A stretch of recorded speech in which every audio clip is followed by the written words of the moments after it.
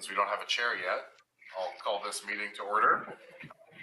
This is the March 3rd meeting of the City of Philomath Finance and Administration Committee, and the time is currently 6:05 p.m. We will start with a roll call. You can just note who's here. Okay. Small number. I was going to say, we have myself, Christopher McLaurin, Spencer Irwin, and Teresa Nielsen are all present, joined by City Manager Chris Workman and Finance Director Mike Brzezinski. And then first up on our agenda, we have the election of a chair and a vice chair. And as a reminder, we do this at our first meeting of every year. Some new committee appointments, we pick a chair and a vice chair for the committee. So with that, is anyone jumping at the gun to do that? Or does anyone have a nomination for someone? I don't mind doing it. I do know.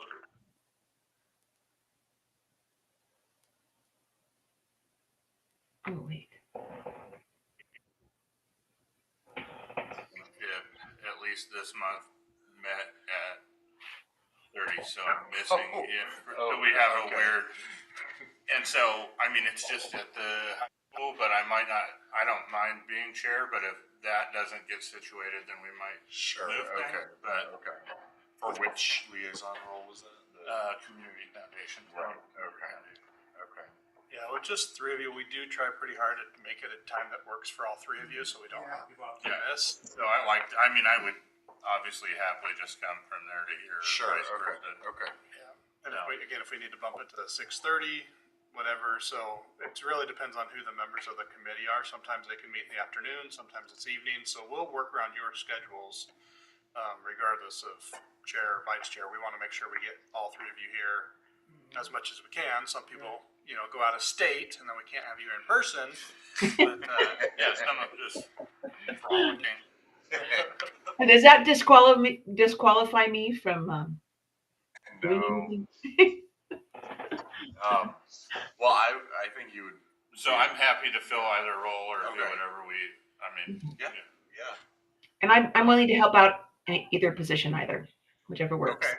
Well, then maybe I'll move that we have Councillor Irwin serve as chair and Councillor Nielsen serve as vice chair for the 2025 year. Okay. On the committee. I guess, is there a second?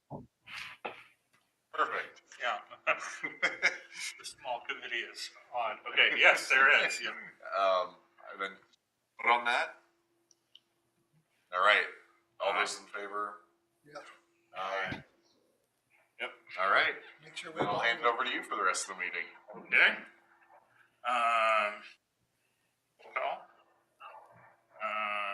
how do I do? Ask anybody in the audience if they'd like to is there anybody here or online that would like to publicly comment? And then, so all jokes aside, ask staff. Sometimes people sign up ahead of time, and we'll have them with their video off, so you won't necessarily know that they're there. Okay. But just ask staff, did anybody sign up to speak? And we'll say no, and they say, well, there's nobody audience, and so just say if nobody's present, nobody's wishing to sign up. So for the record, nobody's present, so we won't be having public comment tonight. Then move us to approval of minutes.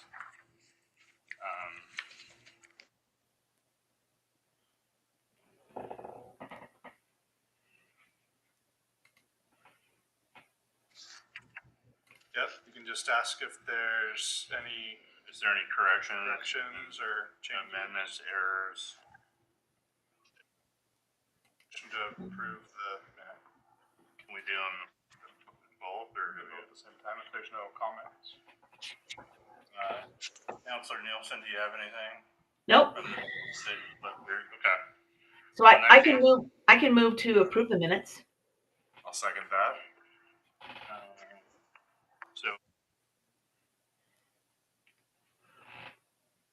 All right, on to new we're really moving right along. Look at that. On to new business, utility rates update. It is. It's our annual event of updating the rates for the next fiscal year. So basically, I put these into a budget and created a budget with this information. We are using a CPI or Consumer Price Index of Pacific Cities for 2.6 in the year. That'll go against the materials and services and the payrolls. One thing I did forget in that first paragraph, and I put it at the very end, I should have put it in here. We have an increase of PERS this year. I saw that at the very end. 25 for us, 25 to 30% for us. So that's your question. We've got. I was like, this doesn't make sense. Yeah, that's. I went to Chris. I presented to him. I believe it was 15 and 20% increases. Okay. We worked through the numbers. I've got something here. I sent it to Teresa. Mhm. I use this to create my budget. Okay. This is the volumes that we have. This is the billings that we do. This is passing on, Chris. So I wanted to show you, this is what I use with my raw data. Oh, wow. To build stuff, and I project what we're going to get. And another thing that we're worried about, last year we lost Interfor. Right. So you can see it in the numbers. We knew that coming. And that kind of hurt our budget last year. So that's why, right now we just started a utility rate study. So we come to the council or for the committee here. We're going to bring 10% for the fixed costs or the operating costs. It's the base charges, and then we're going to do the 5%. I have these written out. I can't find them now. Oh, cheat sheet. 10% for the water increase, the sewer increase. That's going to be the base charge. The volume will be 5% for water and sewer. The ENR is going to be 8.7%. That'll be applied to all the other fees applied to storing. And within my report, I've got different comments on how we're going to apply it. It shows the new rates, the old rates. I've got a sheet in the back that lists all the new rates, and you can see what the prior ones were and the newer ones. I have another list. Christopher brought up another question about a historical context, so I was able to put it together really quick. Awesome. I can't, Teresa, I didn't have a chance to get this one to you, and I apologize. Do you have your phone on, Teresa? Oh, yeah. You got your phone? We can take a picture of it. Yeah, I do. I have my phone right here. Yeah, take a picture and send it. I can just, I'll just walk up to the camera. Thank you. Okay, just read all those data. I have this memory that'll just keep all that data in my head. Anyway, that was a good question that you came up with. You can see we've been holding it pretty steady for a while. I can't speak to anything prior to July 1st of 22. Everything prior to that I'll have to depend on our city manager, Chris, to deal with that, kind of give you a history on that. Everything since then, we've done the unit charge or the volume charge. That volume charge covers our capital expenditures and contingencies. That's how I was always told that years ago by a city manager, Steve Bryant, and I've kind of lived with that. Base charge covers the main operating. Okay. So that's how you split them. So your question about what to do, we ran into a problem last year losing Interfor. Right. That hurt our budget. Yeah. So we're trying to recover from it.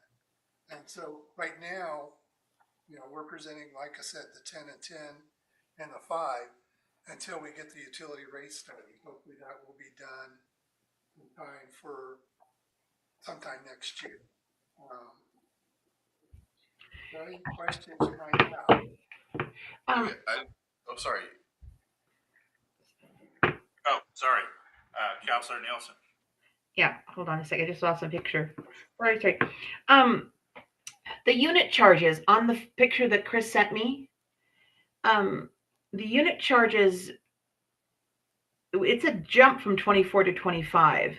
The base fee, it seems logical, but the unit charge from 24 to 25 seems a little higher than in previous years. If you're looking on the historically, is there a reason why that is? We're trying to recover from last year or this current year from what we've lost.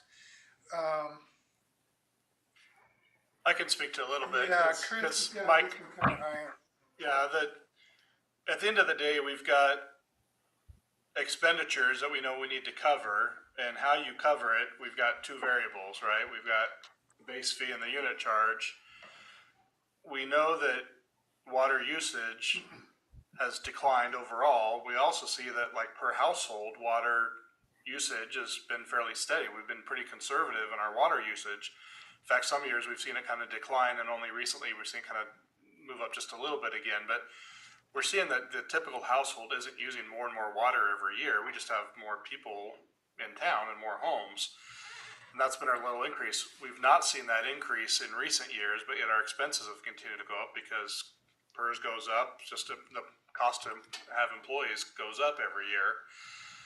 And so you have two options. You can either try to capture that as much as possible in the base fee and leave your unit charge relatively unchanged, or maybe very minor changes we've done in the past.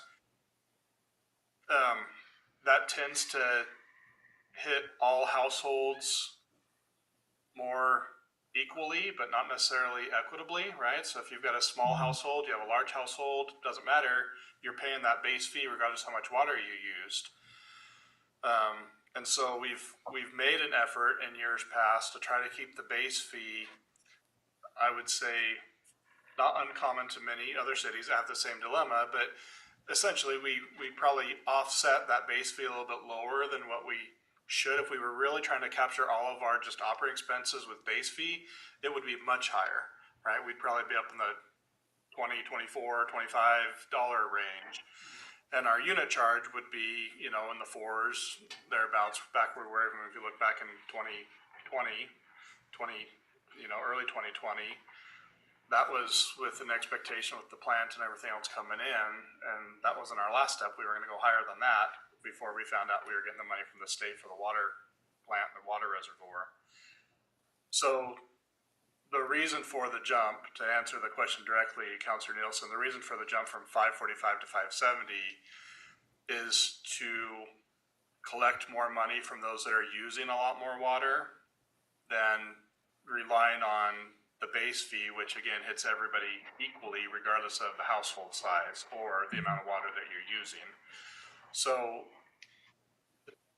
one or the other, but it's a balance between the two.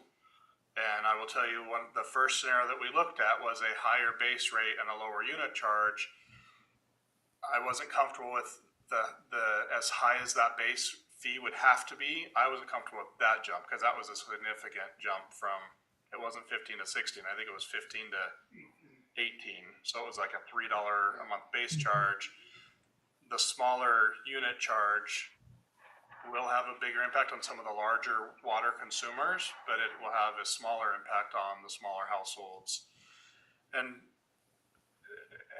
not so anecdotally, on average, your smaller households tend to be folks on a little bit more of a fixed income, people that are really watching, really trying to, minimize the amount of water that they're consuming and really watching the pennies. So, kind of artificially having that unit charge maybe just a little bit higher allows you to have that little bit lower base fee than what you would otherwise need. But that's a bit of a policy discussion, right? And so this is a good opportunity to have that discussion. That's kind of what we're presenting as probably a better case scenario than what we were looking at with the higher base fee and the little bit lower charge per unit. But there's pros and cons to it, right? So there isn't really a right or wrong. It's do you want to put more of it on the base fee that you know is going to get paid regardless of use, or do you want to put it more on larger consumers that are consuming a lot more and try to make up for it there a little bit? we weren't trying to make any significant changes to policy or past precedents as far as like, you know, charging more for like your 20th unit of water than your 19th unit of water. We're really trying to wait for the rate study to come out because we fully anticipate we're going to have some recommendations and some options presented to the council on any longer, more permanent measures like that. So we're really trying to stay within kind of our existing fee structure of a base fee and a unit charge paid equally by residential, commercial, industrial, and just kind of keep it as much the same as can and just increase what we need to get by through this year until we can look at it a little more holistically following the rate study. So it's not a Band-Aid. We're comfortable with these numbers, but yes, it's a little bit more of an uptake on the increase on the unit charge than what Thank you. previous years. Yeah.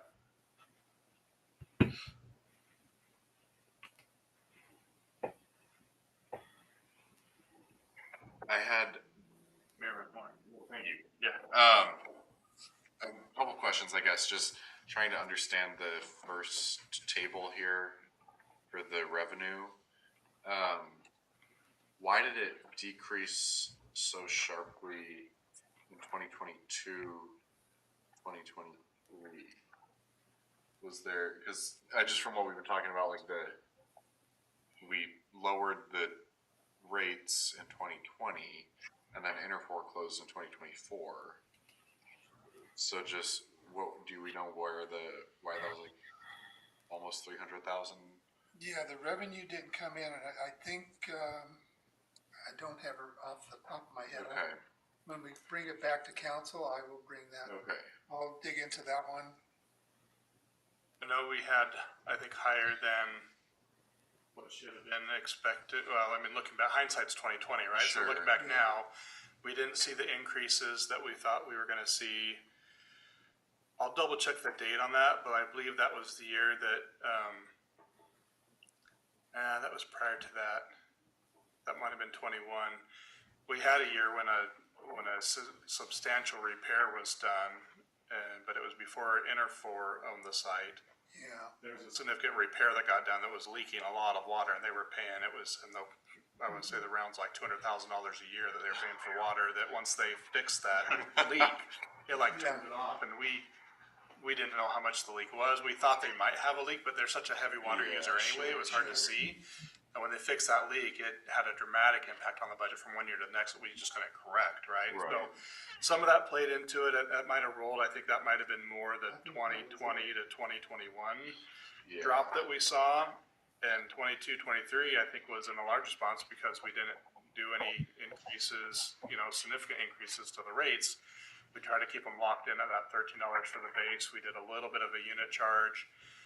We were anticipating doing a and having that, information there, and that got delayed. So we were kind of, honestly, for the last couple of years, we've kind of just been punting and just trying to get by until we had the rate study, the reservoir, and as you know, the water reservoir and the treatment plant were supposed to be done 2 years ago. That's got delayed, and so we've been reluctant to make any significant changes to how that project was done, and we knew the actual costs were. So, my off-the-cuff answer to the $42,718 in 2023 is I think we were expecting more revenue to come in. It didn't. People were being conservative with their water usage.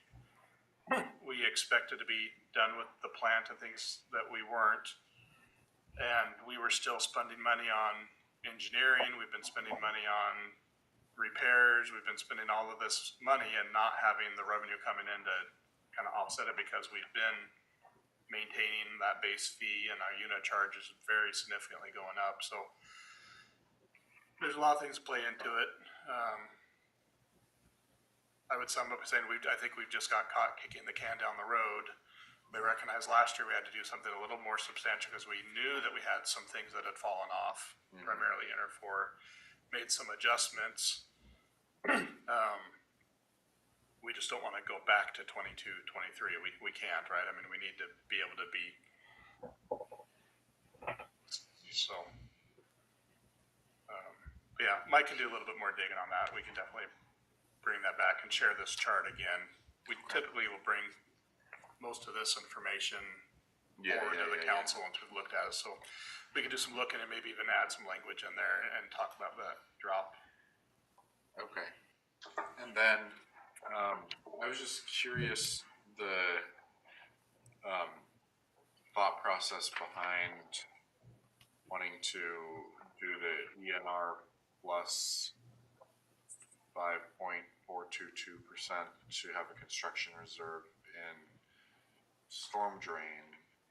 Yeah, I had the same question. And I guess the thought process there, and then the thought process behind not wanting to have the same type of reserve for street. Storm's a little different because we just did the storm master Sure. plan, and we know there's projects there that we've not been doing. So Sure. we know that one for sure. We're going to see that in the utility rate study. Right. We're just trying to get ahead of it a little bit because I think it's going to be more than that, and I'd rather ease it do in. a little bit more this year, knowing that then it'll lessen the increase for next year. That one's a known. We've talked about when we did our kickoff meeting with the utility rate study consultant. One of the things that was emphasized was the look at reserve funds and what that an appropriate reserve fund balance should be for each of the different utilities and each of these different funds. And we will see at least a couple of different options and recommendations from them that the council can take. And it's nice to say, it'd be nice to have 200% of our general fund, whatever fund in reserve. But the reality is, so we're charging our customers, right? And so we don't want to charge them any more than we have to, just to have a big fat piggy bank sitting back there that we never have to use, right? And I can give you a list of cities that have huge reserves that you look at and you're like, you're never going to touch it. It essentially just turns into like a trust fund that you're pulling interest off of every year to do your projects on. Well, that trust fund got built on the backs of ratepayers, right? And old ratepayers that were there, tens and tens of scores of years ago. So I wouldn't advocate for that type of policy, right, where we try to get $3 million in reserve. But I do think what we'll see from the utility rate study is a recommendation to have a reserve, and that reserve is money that we don't just have as like ending fund amounts to start next year's projects out of, but that it's truly the rainy day reserve that gets set aside, not to be budgeted for next year, but to truly be a reserve, so that if a big project happens or a big break or something that we don't have money and or contingency for, we truly have a reserve we can go back on. We don't have that, and as the council will see this year when we look at the capital improvement plan, we've spent down what reserves we did have. We've spent that money down in projects, which is good, but it's left us where we don't have hardly any money going forward over the next year or two because we've spent it down so low.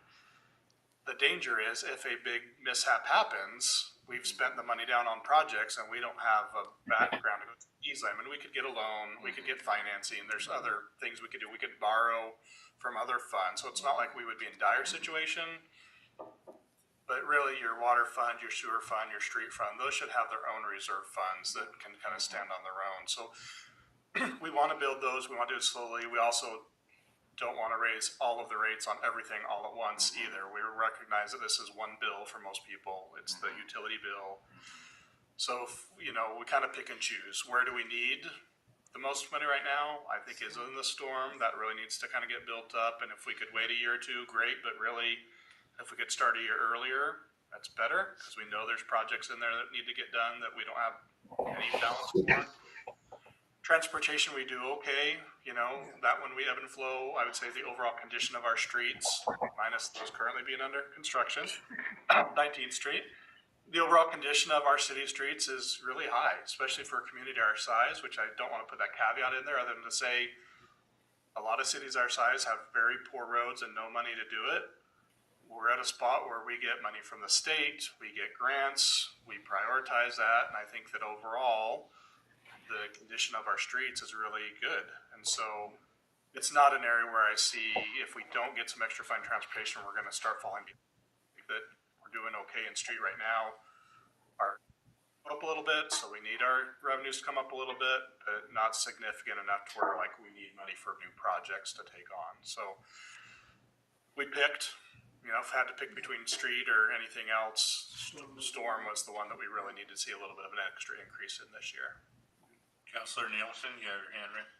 Yeah, just to review I'm struggling with the acronym ERN. Could you clarify that one for me? So ERN plus, what is that acronym for?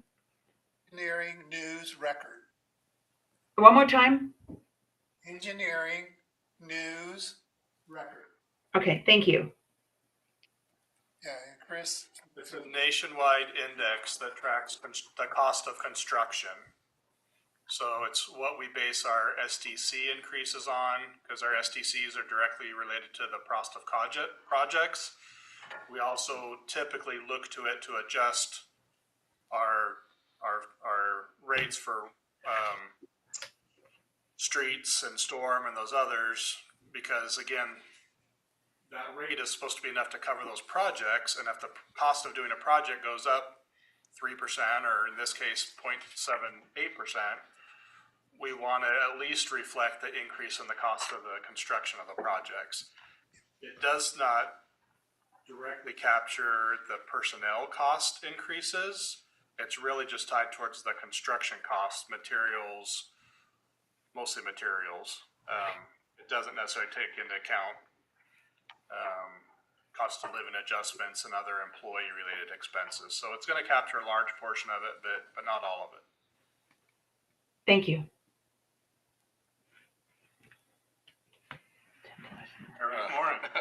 Thank you. For the construction reserve of $150,000 for storm drain, would that be just that? To allow us to have that reserve? No, it's going to take this year plus next year. Okay. It's a 2-year process. Okay. Now, we raised it a little bit last year. We've got enough. We put some money aside this year, so put another aside. We probably have more than 150, but that's the goal. Okay. If you think of a $150,000 storm project, it's not a big project. Right. I was kind of wondering. So it's a start. Again, I would anticipate that we'll see that number continue to go up over the next many years as storm becomes more of that third utility. In addition to transportation, which we don't really count transportation as a utility. It functions like one, but it's roads and, there's a lot to it, but we also have like state funding. There's other sources, right? Nobody in the state's helping pay for our stormwater, right? It's really based on just utility ratepayers, right? For that, similar to streets. Okay. Right. I mean, kind of generally looking at the average family comparison.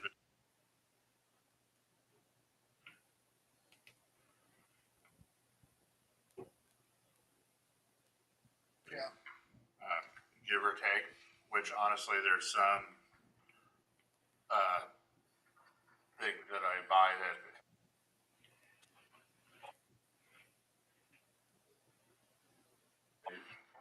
right, there are a few purchases. So let's not compare city utilities to cost of eggs, right? Right, no, they're different. Yeah, it's a different idea, but right. So eggs has gone up much greater. At the rate of the cost of things that tend to it's be $120 over a year. Yeah. When I think you're looking at water and sewer and storm and transportation, right? I mean, when you add all that together and you're talking $10 for that typical household of, did we use 4? Did we use the 2 point? 2 point. For what? 6.8 for the typical household? Oh, 2.0. Or 8 units? Is that what you're talking about? How many units we used? It says 2 per person, so 8 units. Yeah. So the household of 4. Yeah. I always have to ask for planning purposes. We use 2.68 as that typical household. For water companies, but when we go to utilities, we're very conservative. We figure household of 4 is maybe more typical and more comfortable for people to.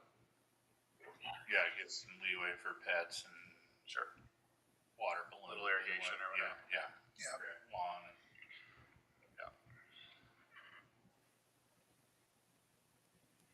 So we don't have like a street master plan, do we? We do. We do. Yeah, we do, yeah. We have one for all of them, don't we? Yep, we have a transportation master plan. It's got Oh, a, I guess it's got a project sure, list. it's not just on street specifically. Okay. And we rolled in, when we updated it in 2018, we rolled in the previously Safe Routes to School plan. Right, We okay. rolled it over and incorporated it into the new plan. So we don't have like a separate Safe Routes to School and a separate transportation. Right. They're all in the Yeah. transportation plan. So, do we feel like our current street gets us where we need to be with respect to that plan? It's a healthy fund. Okay. Just as long as they stay within budget, we don't have a catastrophe come up. Yeah. It's very stable, yeah, no, let's knock on wood. And then There's recent projects come up. I mean, there's projects we can't do because we don't have the funding, right? Right, So right. 17th Street crossing on Main, Right. but, but then we just did a $1.6 million project on Right. 16th Street, so, which was SDCs and street fund money, and so we've been able to do some big projects, and there's some smaller projects that we haven't had the funding to do, that there's little grants and things for. This year, the big push on streets is gonna be applying for funding from ODOT to do, it's the ODOT action plan. And the ODOT action plan is like our transportation master plan, only it's specific to safety concerns. It's just like the safe route or the school circulation you were study that talking we about just this at did. the strategic planning. Yeah, so it's kind of like it's like the study we did around the schools, but it looks at the whole city. Yeah. Okay. And it's required by ODOT if we want to get funding for any of those projects that are in that or that funding source. So if we can write the grant this year to just get the study done, then in future years we can apply for grants through ODOT to do projects that are identified in the action plan. Okay. Unfortunately, it's not enough to say it's in our transportation system plan as a safety concern. They actually want it in a separate action plan that deals just with bicycle pedestrian safety in order to apply for some of the funding that they have available for bicycle pedestrian safety. So that's as far as we're going to get this year. We're not going to be able to get a bunch of grant money. Like, I'd love to get some grant money for 17th Street, but the best source for that is through ODOT, through their safe routes to schools and other things. In order to do it, we have to have an action plan adopted and approved by ODOT. So this year we'll do step one. We'll do their action plan. It's going to mirror a lot of the stuff we did with the school traffic circulation study. We probably won't do it as extensive as outreach as we would have otherwise done had we not done that project or that study. It'll be fine. So, we just maybe a year out or 2 years out from where I would have liked to have been, but it's where we are. So transportation dollars, it's enough. We're keeping up. We're doing maintenance. We're doing a whole bunch of crack sealing this summer, some cut seal. We have a big budget, and we use So- it in August. Maintenance side, we do a good job, and then there's a few little spots that'll be, 10th Street by the fire station. We want to try to get asphalt there because it gets dug out all the time. There's definitely some small areas in town. When the treatment plant gets done, I've circled 9th Street going out to the treatment plant, and Fulham Community Services gets beat to snot all the time. There's a couple of properties there for sale, and maybe new development will spur some increased pressure to improve that street a little bit. So, yeah, there's always more projects than we have money for, but we're doing projects every year in transportation. So I wish they have any money for transportation. It's good. Yes. But our costs go up, and so we need to, until costs start going down, until we start seeing, our cost of living drop, we'll need to continue to raise a little bit more money every year. Okay. And then I know this, but can you remind me why PERS is going up by so much? Like, how that all works? And In 2 words. yeah. Like that five. Is it something like the treasury investments aren't as lucrative as? It's hard to explain why they're losing money. Sure. I can understand those. Okay. My friends work there as investment, Yeah. but it lasts long. Okay. So I don't have an inside knowledge of what's going on with PERS. They've just, the actuaries keep doing the numbers and raising. At first they expanded it out. That helped a little bit. Now I just can't get my hands around why. Why it went up when they've got tons of money. And went up by 25%. Well, for us, it's 25%, but I've heard horror stories from other cities. And how, I I'm get, gonna look at it. how does that? And I know we'll probably talk about this during budget committee, so I'm not trying to get ahead of myself. But just like the why, like, is it goes up for a different amount for each city? There's three levels. You got the tier 1, tier 2s. You got the Okay. general upserve people, the Yeah, general right, people, and right. you got the police. Right. That's the Okay. three. We go from 25 to 30. Okay. So that's what I want, right? Yeah, we're small beans compared to half these other people. Yeah. It's not gonna. We're gonna see the increase, but is it gonna hurt us? Yeah, it's gonna hurt us down the road. First year, not really, but in 2-3 years, it will add up. It's just continuing. And why it's happening, Christopher? I don't know. We're gonna need you to look into that. Yeah, You're the one. that's right. Why don't you become the PERS expert? The first experts I know have all retired. They've taken their money and run. So. Right. It's just that's like a staggering increase in one service or one line item. But Yeah. Well, and this time it was flip flopped. The years past, tiers 1 went up and the observes didn't go. Okay. This time it's the other way around. Okay. The observes is going up, and that's why it blows me away. Yeah.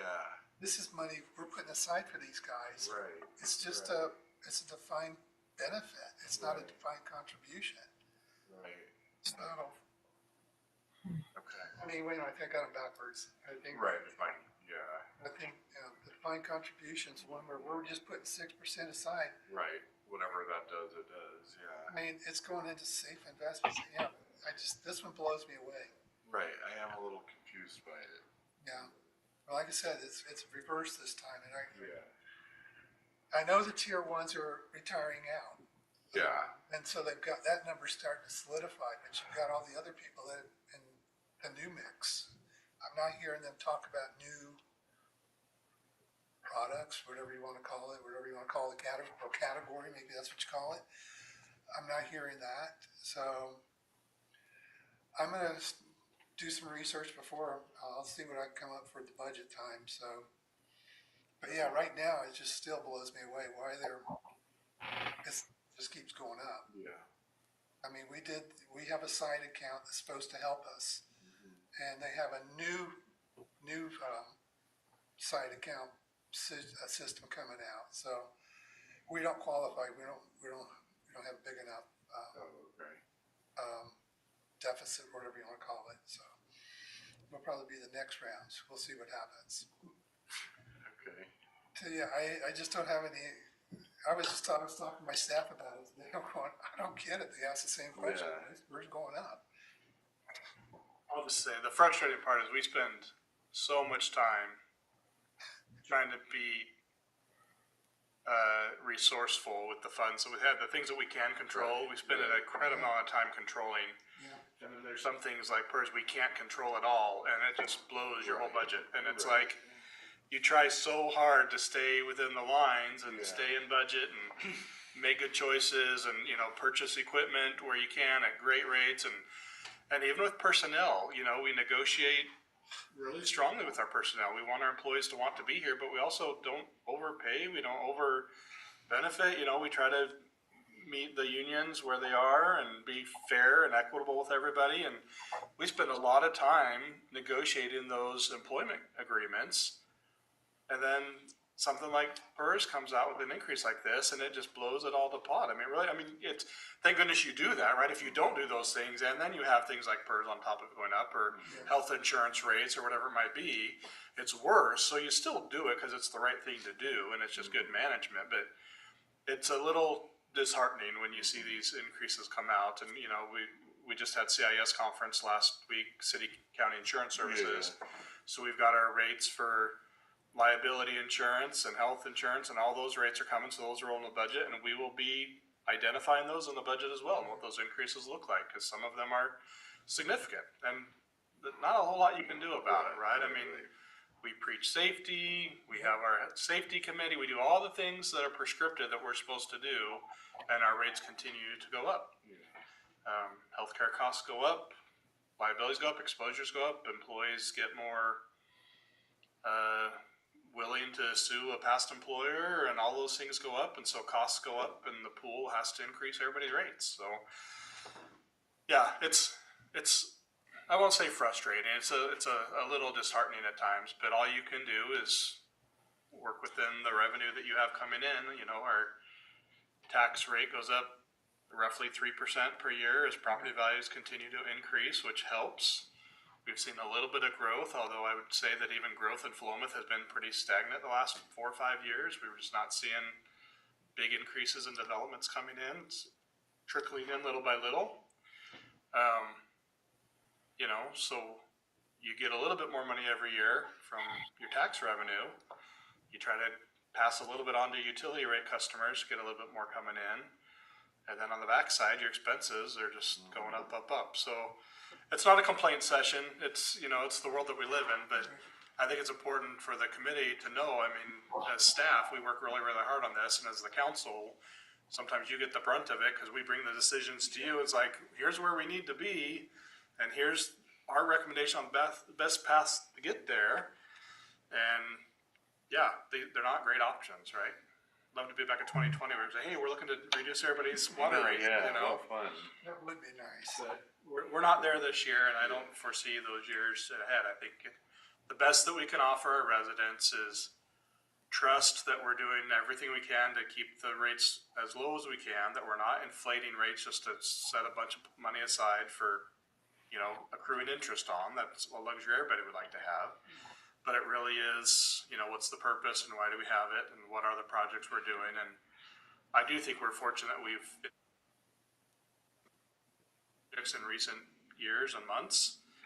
And I think that builds trust with your community as well when they can see where their dollars are going and what they're going towards. You know, if you want to complain about the water or the, you know, the transportation fee going up a little bit, it's like, well, that money that we're going towards there goes towards big projects like 16th Street, right? And we have other projects we need to do as well. And I think that helps, again, build confidence because you can drive on 16th Street now, right? And it's dramatically improved and the safety is incredible there. I just got stopped by a neighbor that lives on 16th Saturday, said, love it. I mean, yeah, traffic is more than it used to be. Sure. But the crossings are great. Pick up, drop off is incredible now. Doesn't back up like it used to. And they're thrilled with the project. So that builds trust in your constituents and our residents and our business owners. And that's what you have to rely on sometimes because when you go back out and you have to ask them for increased rates, you point to the projects it's going towards, you show good governance, good transparency on where the money's going, and that's all you can do. Like you said, $10 a month a household, kind of get it, you know, which is unfortunate. But yes, unfortunately, the current climate is that everything costs more than it did. So, God. you know what I mean? Like, Yeah. almost literally, it's, you know. Yeah. So, I mean, I think. Well, I'm comfortable making a motion. Yeah, please. Okay, I move the Finance and Administration Committee recommend to the City Council to approve the utility rates as presented effective July 1st, 2025. And that's my motion. I'll second that. yeah, And thank you. It is really nice to come to, can I say one thing, Christopher? Yes. President, one thing. It's really nice to come to meetings like this and feel that we are making responsible choices, not only for this year, but for the future of our city as well, without being financially irresponsible or requiring more than what is needed, considering the economic condition of our community currently. As you were mentioning, everything is going up, and that's just the reality of the time in which we are living currently. but to be responsible, financially responsible, and make decisions like this that are to the best of our city and its citizens. Thank you, Mike, and thanks, Chris, for all your hard work. Can I just add? Yeah. I appreciate your comments, Councilor Nielsen. It's mentioned a little bit in the staff report, and I just want to go say, because we haven't talked about it, we did address the low income rate, so those will still stay. They're seeing some small increases as well. Not directly proportional to what we're seeing, but, so a little bit of increases there, but those programs will stay in place. We'll continue to promote those. And we always do kind of an extra job when these new rates come out, one of notifying people, but also we kind of republish and promote those low-income household assistance programs and those lower rates for folks. So, households that truly are in need and need that discount can still apply and get those. And we make that process very streamlined for them. So it's an avenue that's available. And then, of course, the council gives money to We Care and Fish every year as well, and we send our residents to them monthly. We send residents there that need help for a month or two to just kind of get out of a hard spot. So that's utility rate money that we collect and we set aside to give to those organizations to help low-income folks as well. Not even necessarily low income, but just people that just need help this month or maybe for a couple months, get them up where they were. Those programs aren't meant to be ongoing, sustainable, but they help you get out of a month or two. Emergency bridge type fund. So I think the city does a very good job of trying to be very fair and aware. Absolutely. The community there are tough right now, or you may hit a bump 4 months down the road. Well, not to keep going on the same thing, but I just wanted to reiterate a little bit of what you said, Teresa. Just supposed to work.